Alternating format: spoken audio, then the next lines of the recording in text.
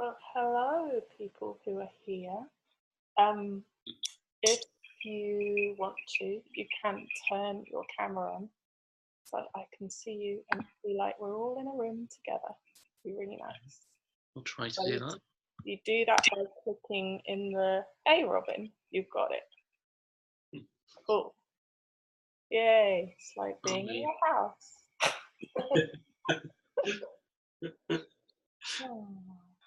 And Sean and Amanda, are you guys able to turn your cameras on?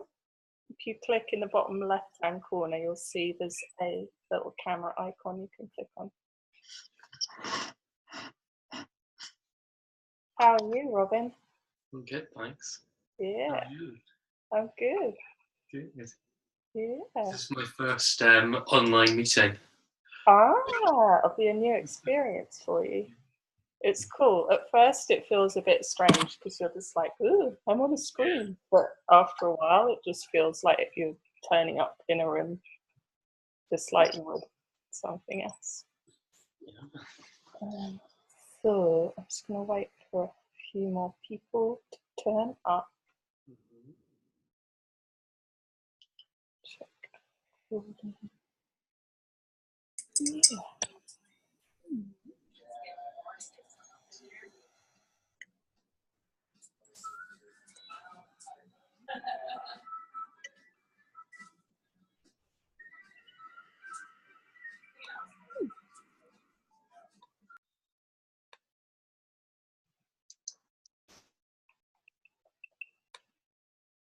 How was your trip, by the way, Robin? How's my what? Your trip? It was really good, yeah. Yeah. You like Copenhagen? Yeah. Yeah. Thoroughly broke, but it was amazing. Yeah. Yeah. Holidays. No, it was really good. Mm-hmm. It was a grower of a place. Yeah? Yeah. Quite flat. And low rise. You weren't expecting that of Copenhagen. But it made me appreciate that I live in a city with hills. Oh, yeah. You're very lucky. Hi, Kate.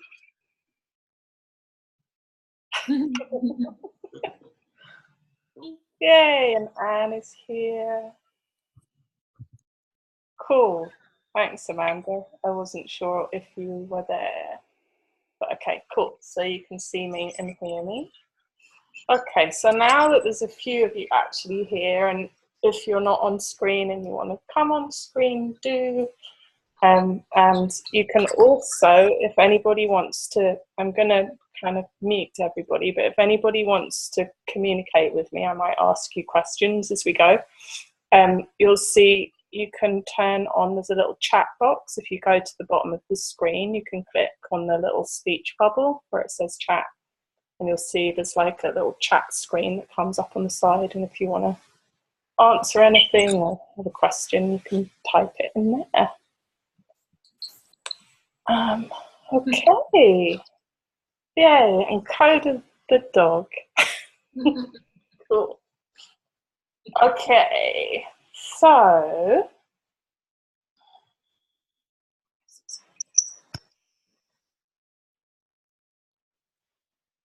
so I normally do workshops in person with people, but having got to the end of my training doing universal health principles, which I've been doing for like nearly 3 years now, choosing to bring this online and talk a little bit more about universal health principles and how that impacts my work, and specifically what that has to bring to working with anxiety. I work as a psychotherapist, and I've taught Franklin method and lots of different modalities, but I've always just been really interested in how we can work with our experience and what happens to us, and find different ways of doing that that are perhaps more effective and more lasting and kind of give us more authority in ourselves to manage life and our experiences. So I'm going to start by asking you what your experience of anxiety is. If you want to, you can just type in the chat box maybe what experiences you have with anxiety, or when it comes up, what areas of life it comes up with, or not maybe springs to mind when you experience anxiety.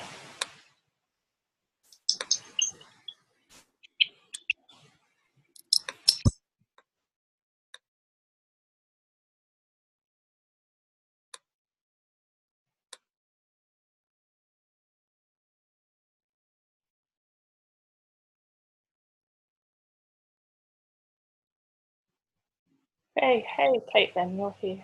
Yeah, hi. Well, I've just asked everybody what their experience of anxiety is, and if you want to, you can just type it in the chat box.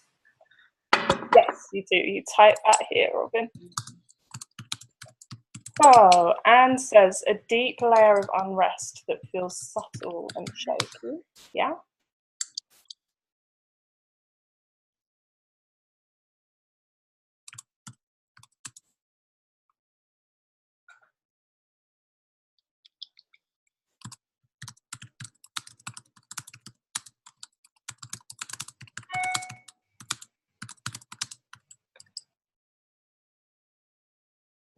Kate says, I know it very well. So maybe for you, it's something that's just like it's an old friend and it's always around. Yeah. I'm just going to wait for a few more comments. So Caitlin says, I've been feeling anxiety all my life, sometimes where it reaches a kind of fever pitch. I've always had to learn to calm myself and settle my very high wired nerves. Yeah, exactly. And I think this is totally why I do the work I do. I just simply am fascinated by what I feel. And I think anything I've done in my life has in some way been a kind of search to understand or a search to soothe. Amanda says she experiences anxiety as lots of self-doubt. It shows up for me before teaching to a new audience or sometimes before creating something new with work. I didn't always have this. Robin says, I feel flustered, I can't think, panic, social anxiety sometimes. Yeah. And Marilyn, I just saw you just signed in. So I've just asked everybody what their own experience of anxiety is, because obviously that's what we're looking at today. So if you want to, you can type in the chat box on the right hand side what your experience is. So yeah, as I said, I've definitely experienced anxiety in the background a lot of the time. And I find anxiety kind of generally comes up when I'm feeling I want to do something new, or I'm in a situation that I wouldn't normally be in, or I'm kind of pushed outside of my boundaries. And so it can become quite frustrating because it's also exciting and we want to do new things and we want to experience life and perhaps learn things and new possibilities. So why does anxiety come up? That feeling of being flustered and kind of overwhelmed. So our bodies are giving us some information. So what do we experience? We experience that flusteredness, and it's a physical experience. And quite often, on top of that, I'm just going to mute people. On top of that physical experience, quite often our brains start to try and make sense of those physical feelings, and it can turn into quite repetitive thoughts. It can turn into kind of catastrophizing and trying to make sense of what's going on with us physically, and then that has an impact on how we interact with each other or interact with the world. So if anxiety is something that's both physical and mental and kind of behavioral as well, it's got lots and lots of layers to it. And it can be quite difficult to kind of combat in any one particular way because it has so many layers.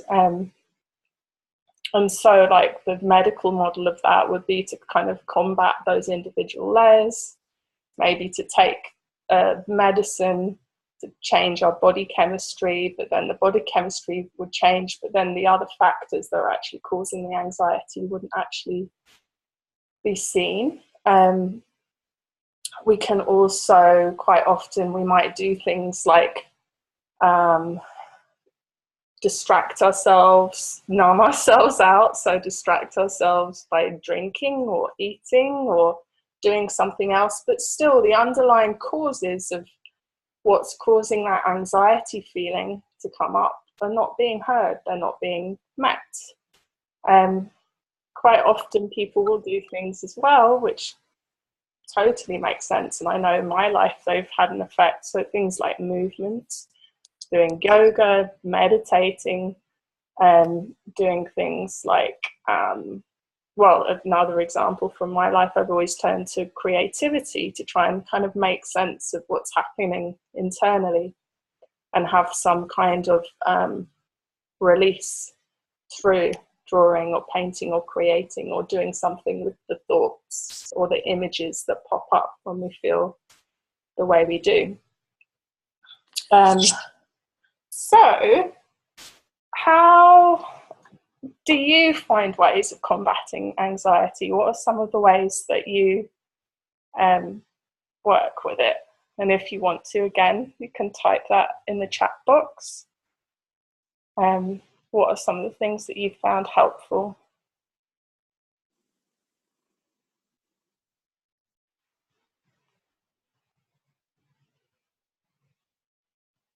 Hi, Yana and Zoe.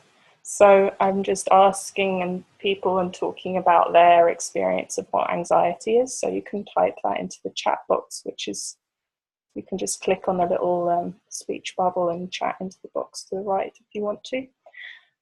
So Caitlin had said that she experiences heart palpitations, shortness of breath. And then Kate was saying that some of the ways that she deals with anxiety is to turn to nature, to lie on the floor and eat bread. Yeah, so kind of squash the feeling, distract with bread. And obviously turning to nature is like, I can totally understand that as well. So very often when we're in nature, we can feel calmed and soothed and quietened. Caitlin says she turns to burgers, yoga, walking in nature, movement in general, talk it out with loved ones, baths, totally. I had a bath this evening before doing this talk just to be in that like soothing, nice place. Amanda says she likes to have regular sleep and good food and restorative yoga and movement. So, oh yeah, Sienna, hi, she's just arriving. So Sienna, I'm just letting everybody give their point of view of what anxiety is and perhaps some of the ways that they find are helpful in dealing with it.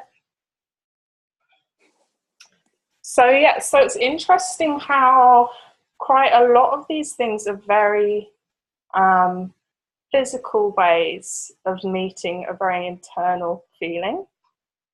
Yana has said she turns to therapy, so exactly being able to explore, talk things out.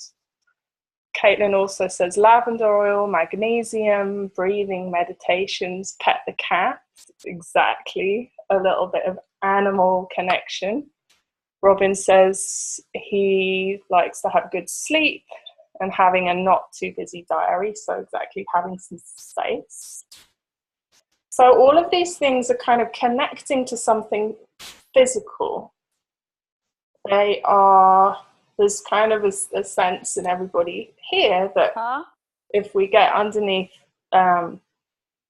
some of the thinking or some of the sensations, we'll find that we'll turn to making space, connecting with our bodies, doing things that are very sensory, like being out in nature, like being in the bath. So Marilyn says when she feels anxious, she experiences overeating, disrupted sleep pattern, and depending on the season, turning to nature photography can help alleviate. So there are all these different things. And as I said at the beginning, some of you may have missed that because you're just tuning in now. I was saying that I, in my life, have kind of been in search for, like, what are the things that can make me feel like I can do the things I want to do without feeling restricted, or without feeling in pain, or without feeling scared. And over the last 3 years, following my training as a psychotherapist, I've been training as a universal health principles practitioner, and I discovered universal health principles through some of my bodily studies, learning Franklin method, which is understanding the internal workings of the body and its design and how it can best support us. And UHP was kind of like a step deeper in understanding how our body is able to be in its healthiest state, and how we can actually ask the body what it needs. So as I was saying with anxiety, it's quite often a signal from the body, from our internal world, saying, hey, pay attention, you need to notice something. And very often we kind of react to that and try and seek something outside of us, try and seek some sort of soothing outside of us, or distraction, or numbing out. But what happens is there's more anxiety, because it's still like trying to wave at us and say, something's wrong, something's missing here.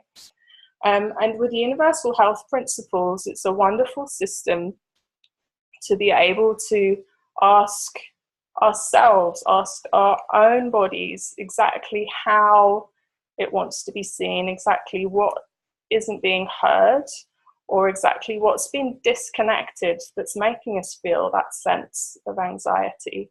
It's a bit like if you're a little child and suddenly you couldn't see your family, and you're in a crowd of people and you couldn't see your family, you couldn't find your connection to your safe base, you would feel that sense of panic. So a very similar thing happens in our body, where if there's communication lost, so throughout our lives, stresses happen, we get kind of overwhelmed, we've got work to do, jobs to do, we might experience traumas in our lives that cause our systems to shut down, that cause the communication in our nervous system to shut down, and we create kind of coping mechanisms that kind of layer up on top.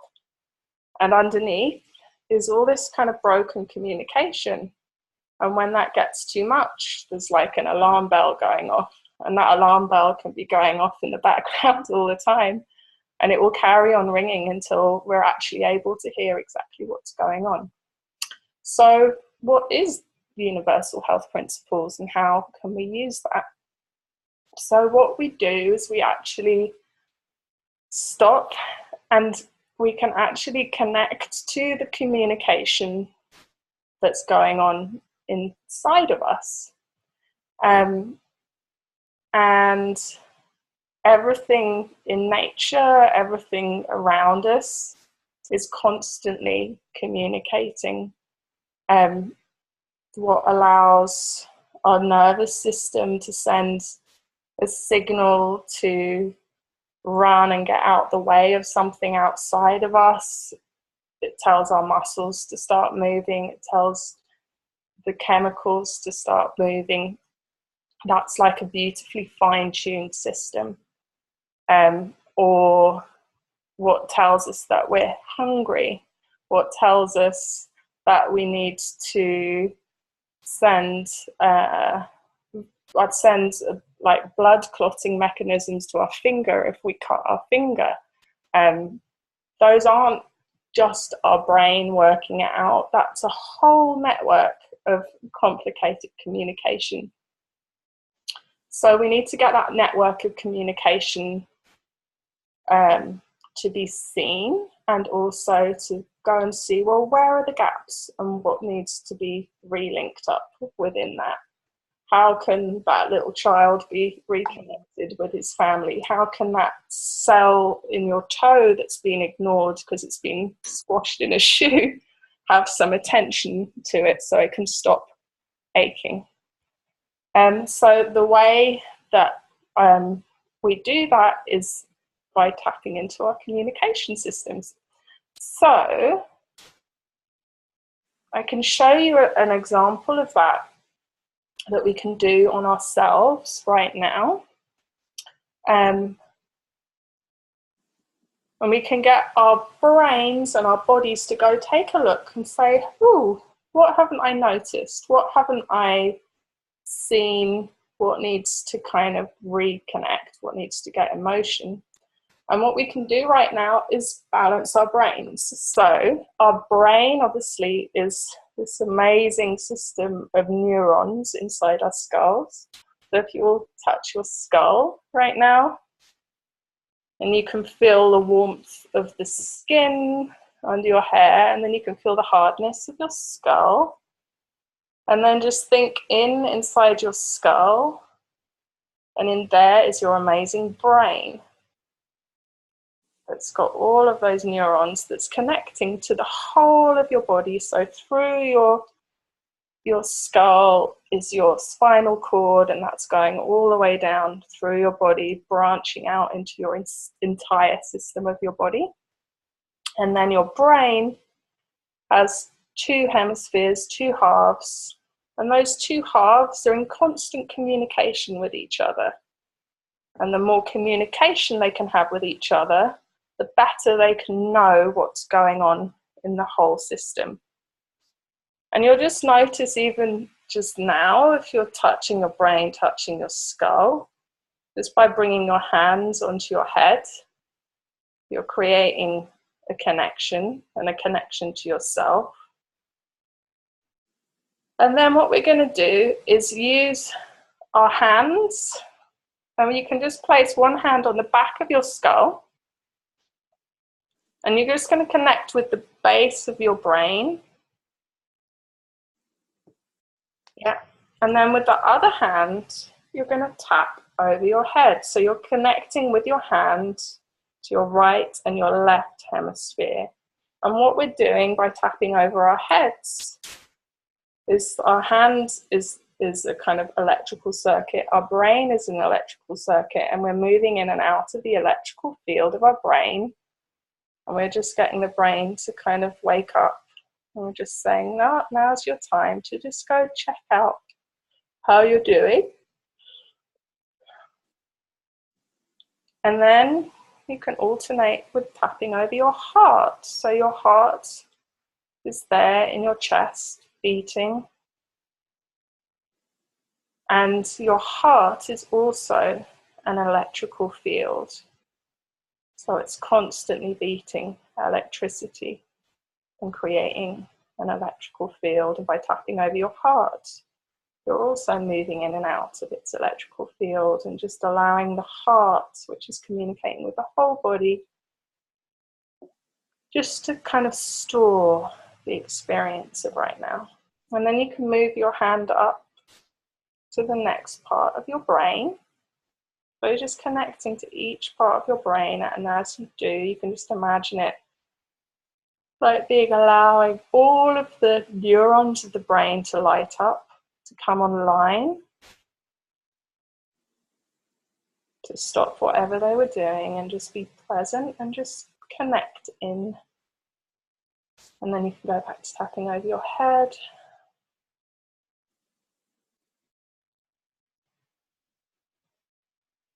And as you're doing this, just notice if you're breathing.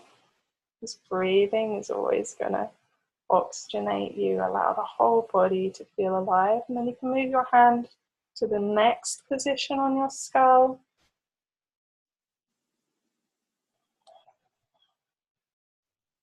And again, where your hand is connecting to the brain, it's allowing that electrical circuit to light up. Allow all the neurons to go take a look, take a look at their current map of the body and just see, is there anything we need to take notice of, that we need to connect with, any lights that need turning on.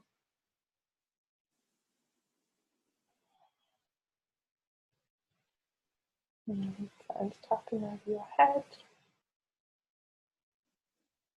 You can move your hands to the next position over your skull. And again, just really allow your attention just to simply be with the connection of your hands to your body. And allow your body to see what it needs.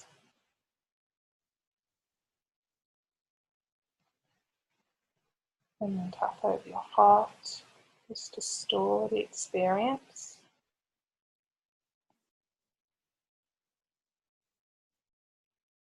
And then you can move your hand over your forehead.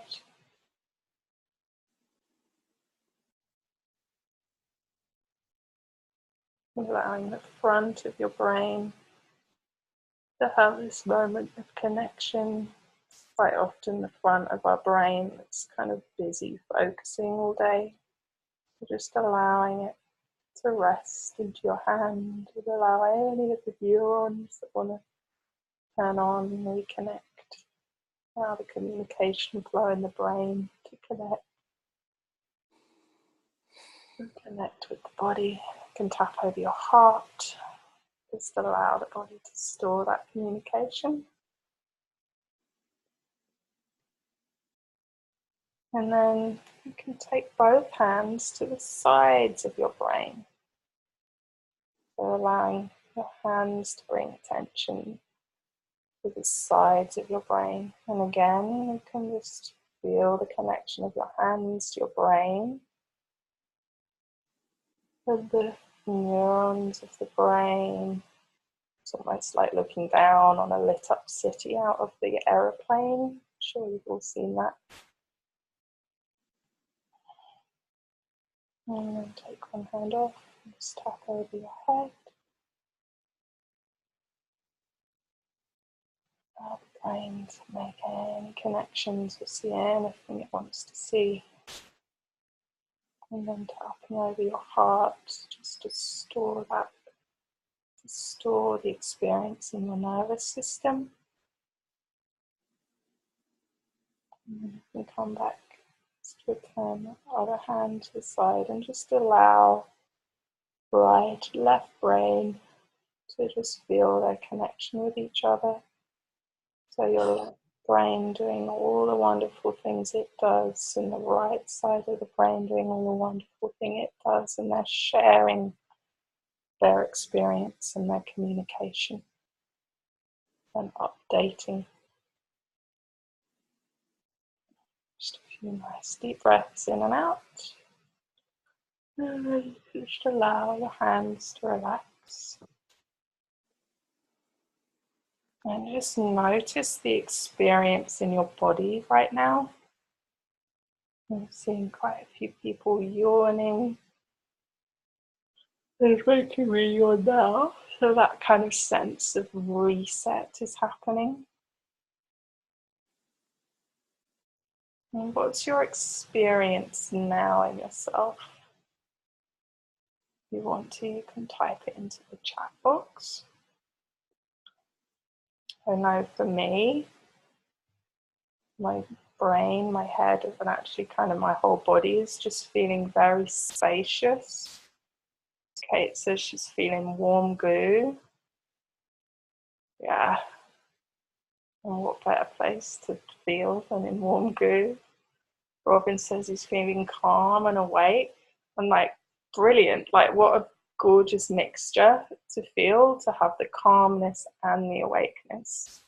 The awakeness to go and interact with the world and feel calm at the same time.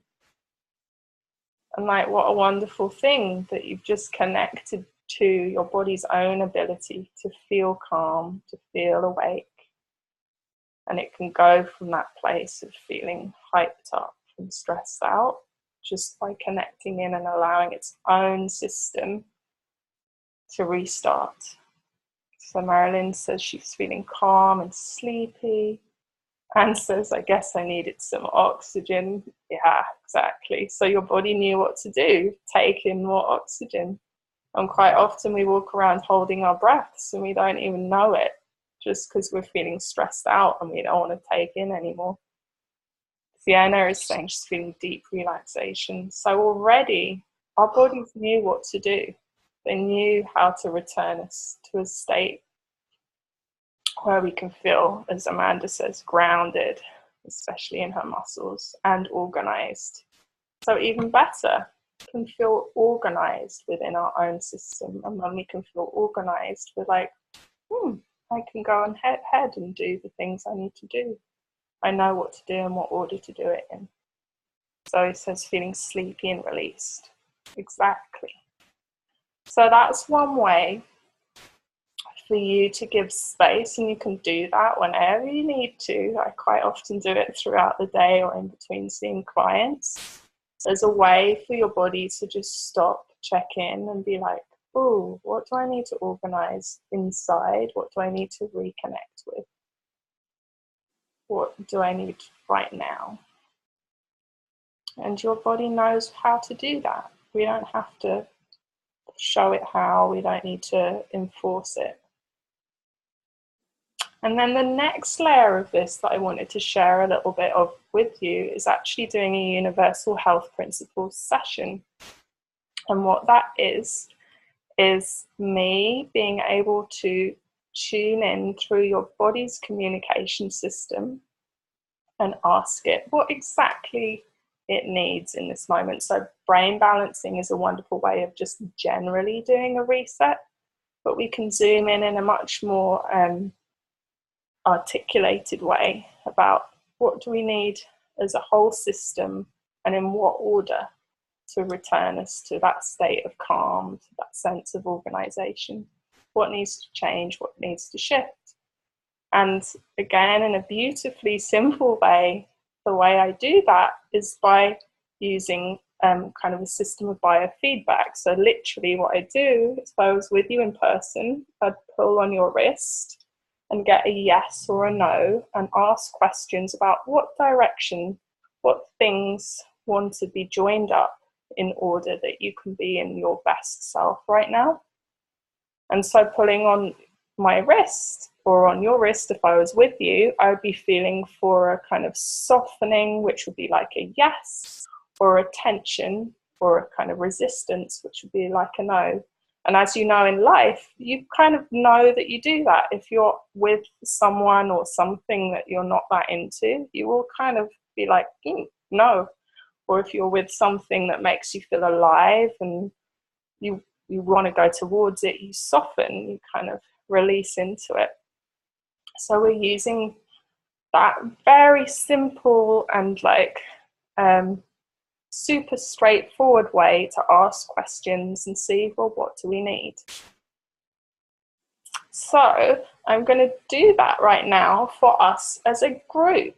So just like in our bodies, our cells will communicate with each other, our organs communicate with each other, or if we were out in the world, we would communicate with our body language.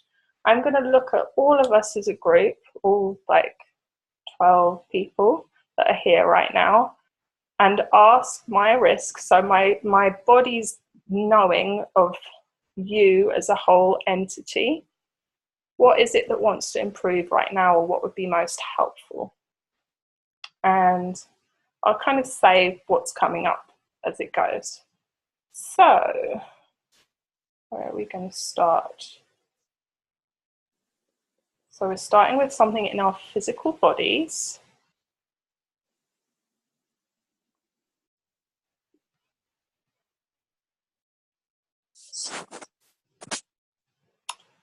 It's in, and again, literally pulling on my wrist. It's a body part. So we're starting with our brain, and a specific part of our brain, the amygdala. So that's very relevant for the topic of anxiety. So the amygdala is the part of the brain that's like your alarm bells. It's saying you need to pay attention, you might need to get out, you're in danger. And quite often our amygdala gets caught in a loop of constantly firing. So we're starting with our amygdala, and the amygdala is linking to, or kind of wants to talk to, another body part.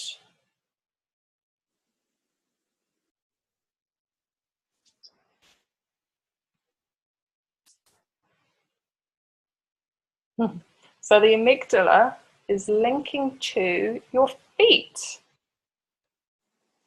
And your feet, obviously, if I don't know if you're sitting or standing that right now, but if you feel your feet on the floor, very often our feet can allow us to feel like, oh, I'm connected to something, I'm here, I'm on the earth.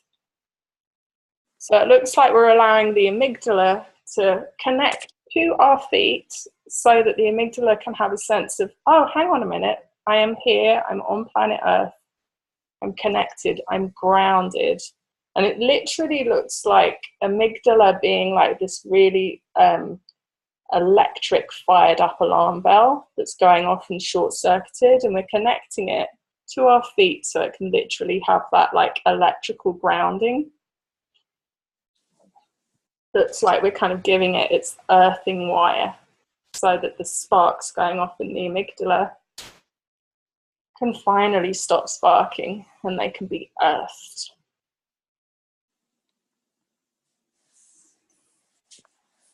Okay, so that's it. So that's what wanted to be seen right now for all of us. So just like we did when we balanced our brains just now, we're going to get our brains to go and have a look at these two things and then do that by tapping over our heads. So we can all do that now.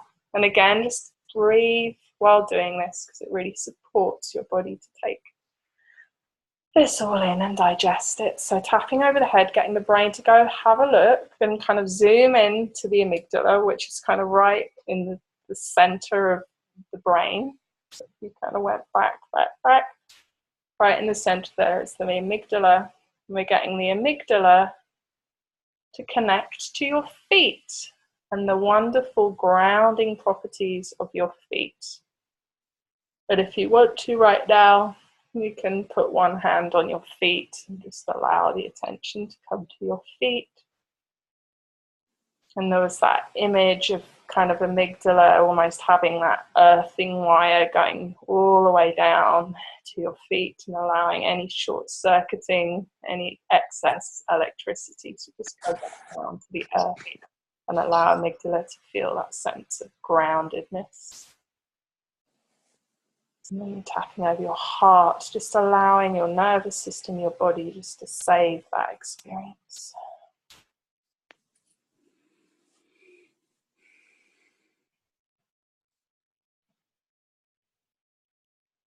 Okay, so that's good. And again, just notice how you're feeling in your own system right now.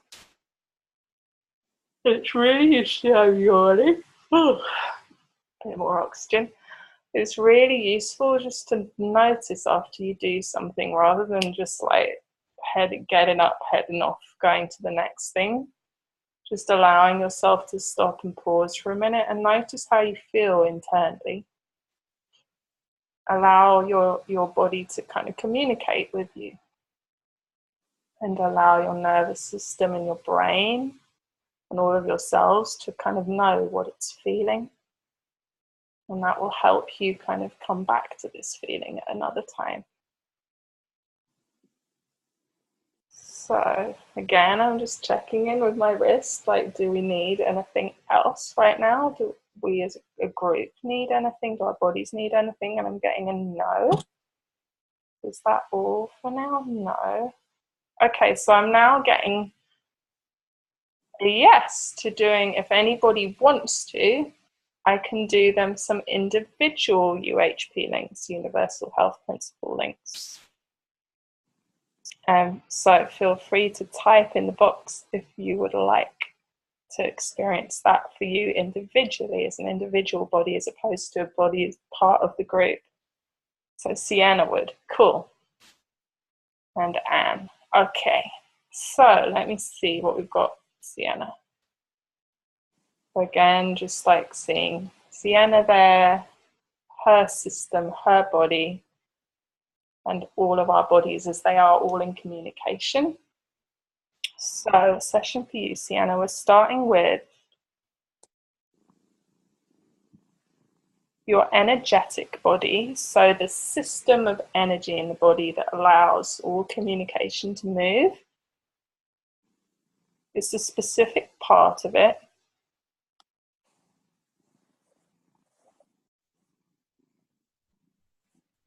It's your aura, so the energetic field around you, kind of like how you're projected out into the world. It's linking to having conversation with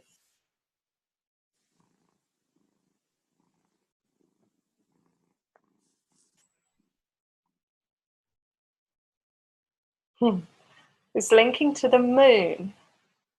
And I'm getting, obviously it's the full moon tonight, so we've got this beautiful expansive moon, and it's looking like your aura, the way you're projected out into the world, being in its fullness, and in that, like having a moon, your own personal moon around you.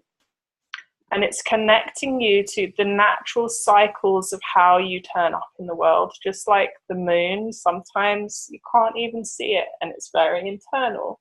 And sometimes it's wide and expansive and all the grades in between that. So it just looks like linking you to your own natural cycles of how much you're projected out into the world, or the times when very naturally you're kind of in that other phase of being more turned inwards. And it just looks like reconnecting you to that. Okay, that's it. So you can tap that out, so tapping over your head and your heart. Okay, who's next? And then Anne. So Anne, what have we got for you?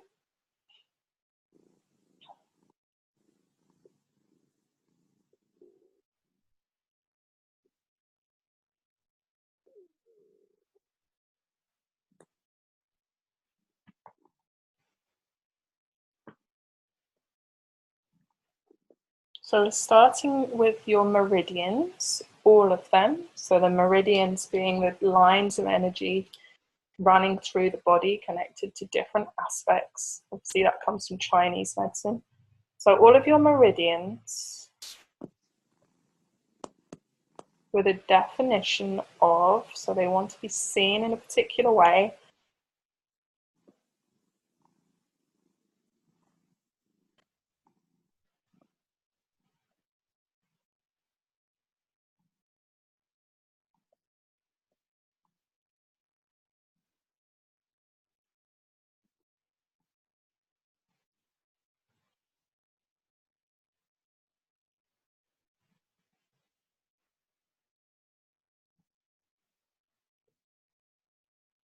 Definition of network. And it looks like a kind of update in how the meridians are seeing themselves within your system, going from being like, oh, my meridians are my meridians, and that kind of communication is just going on within me. And it's like they're updating to see, whoa, I'm part of this huge network. Like there's meridians running through trees, and there's meridians running through the earth and the magnetic field of the earth. So just really connecting your meridians to this huge network. So you're not holding anything on your own. You're part of a big network. Okay, that's it for yours. So you can tap over your head and heart. And then we've got Amanda.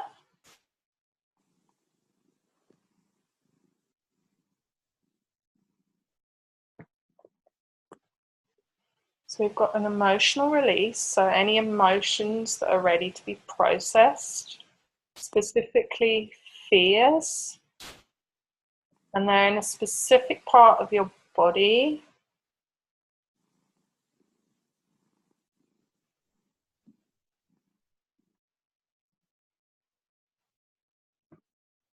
part of the brain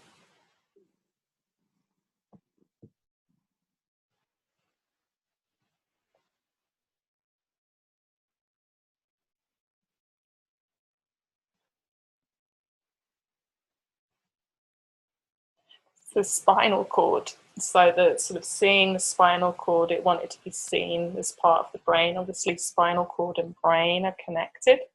So we've got emotional release of fear from your spinal cord. And that's it. So yeah, you can tap that out. And then we've got Zoe. So starting in your physical body,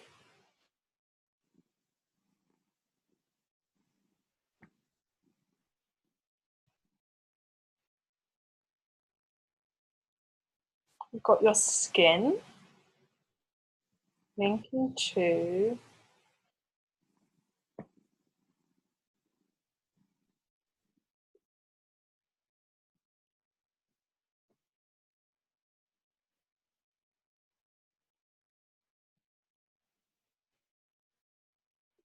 linking to active memories, so like specific memories that kind of still running, like that's still the current reality. So the active memories are cool when they come up because it's like, woo, total refresh. You get to be in the present and the now. And there's specific memories, a kind of collection of memories of times when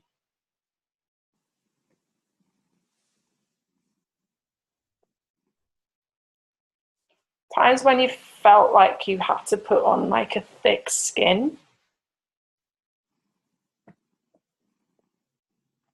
in order to kind of weather situations. And like specifically how this is like to do with anxiety, it's like, oh, I need a thick skin in order to do the thing. So it's just any of those memories are kind of getting washed away and processed. And then that's linking to an emotional release of fear. So it's like, well, you don't need that fear anymore. It's ready to process. So cool, you can be in your own skin. So yeah, you can tap, that's it. Tap over your head and your heart. And yeah, so that was your skin linking to active memories of times that you've needed to kind of put on a thick skin, linking to an emotional release of fear. Oh, cool, Sienna. I was reading yours. That was just incredible. This work is always fascinating and how precise and powerful it is. It is. It's really cool. Super powerful. So Marilyn, let's see what we've got for you.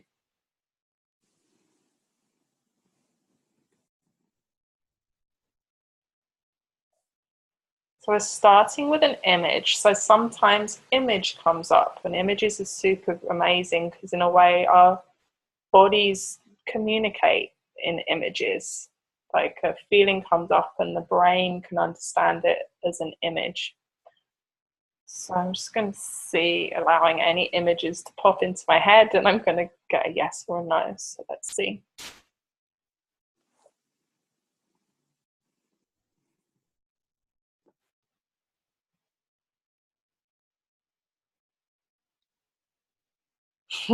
So the image I'm getting, there's this like the most super comfy chair in front of me right now. And the image I was getting is of your brain with all its like wrinkly layers hanging out in this chair. And I'm in my friend's house at the moment, and it's a super lovely house. So the image for you is your brain getting to just have a super cozy relax and just like sit back in this chair, all like soft and comfy and just hanging out. And that's linking to your liver,